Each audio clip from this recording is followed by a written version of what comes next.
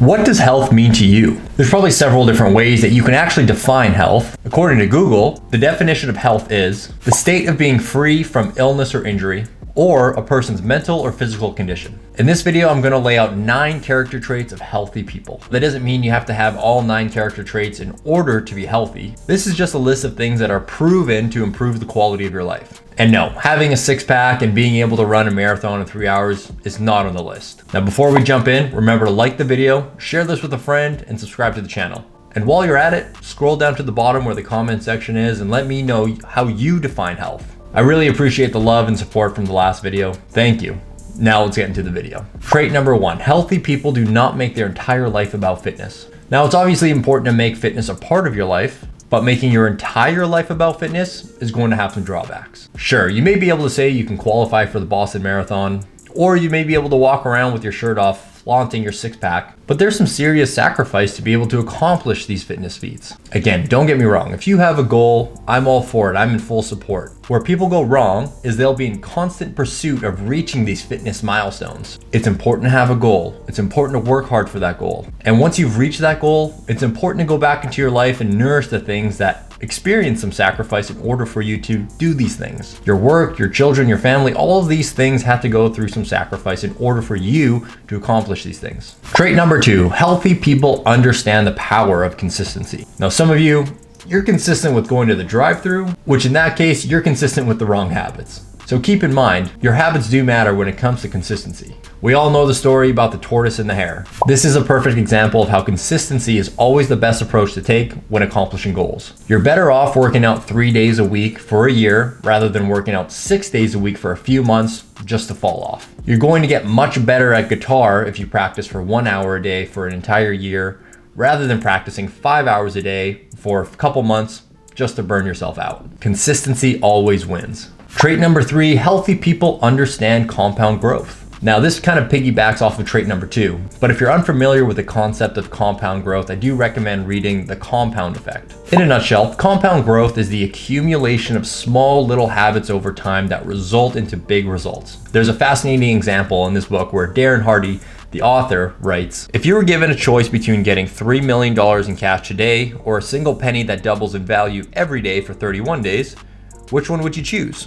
Now, most people would choose the $3 million cash. But what people don't realize is if you pick the penny and your friend took the other option of taking $3 million cash, on day 10, your friend would have $3 million and you'd only have $5. On day 20, you would have a little over $5,000, but by day 29, you'll have about $2.9 million. Now, your friend still has $3 million cash. However, it's not until day 30 that bet that you took on the single penny pays off. By day 30, it's now worth $5.3 million. And on day 31, the last day that it doubles, it is now worth over $10 million.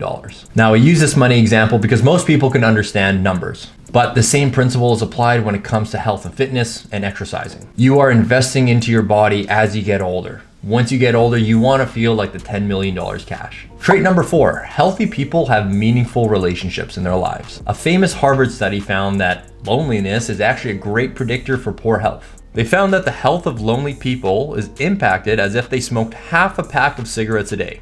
That's mind-blowing. We're social creatures. We're meant to have loving, caring, fulfilling relationships in our lives. So here's a reminder to text that friend you've been meaning to reach out to. Text your mom and dad, let them know you love them and that you're thinking about them. At the end of the day, when you're laying on your deathbed, you're gonna wanna spend those last moments with the people you love. Trait number 5, healthy people don't worry about what's outside of their control. They worry about what they have control over. Now, this one is easier said than done. It takes some practice. We can't control if it's gonna rain on our wedding day. We can't control if we're gonna get rear-ended at a red light. But what we can control is how we respond to these things that happen to us. Trust me, I'd be pretty pissed off if someone rear-ended me at a red light. But what am I gonna do about it? It's already happened, and now all I need to worry about is taking care of the next steps, given the unfortunate situation. Move forward. Trait number 6, healthy people can manage their stress appropriately. Just like tip number 5, this one takes practice. Chronic stress often leads to anxiety, overwhelm, can lead to depression. It's a whole fluster of emotions. Something I've seen a lot of over the last few years of working with clients is a lot of people use food as a way of coping with their stress. The same way people drink alcohol at the end of the day to unwind, some people smoke a little bit of pot to relax, and some people indulge in food. And typically, they aren't indulging in chicken and broccoli. Believe me, there's a time and a place for having a glass of wine with your partner, smoking a joint with some friends in the garage, playing some beer pong, or even going out to grab some pizza on a Friday night with the family. The difference is those situations I just laid out are meant to nourish those relationships you have in your life.